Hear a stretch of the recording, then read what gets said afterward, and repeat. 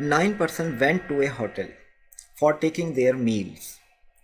8 of them spent rupees 12 each on their meal, and the ninth spent 8 more than the average expenditure of all the 9. What was the total money spent by them? हम ये कहते हैं कि 9% ने spend किया 12 और एक बंदे ने 8 फालतू भी दिया। तो पहले हम टोटल निकालते हैं 12 के लिहाज से। 12 को 9 से मल्टीप्लाई करें तो ये आ जाएगा 108, और एक पर्सन ने 8 रुपीज़ फालतू दिए हैं, वो इसमें ऐड कर दें तो टोटल सम होगा 116। इसलिए इस क्वेश्चन का आंसर है ऑप्शन बी।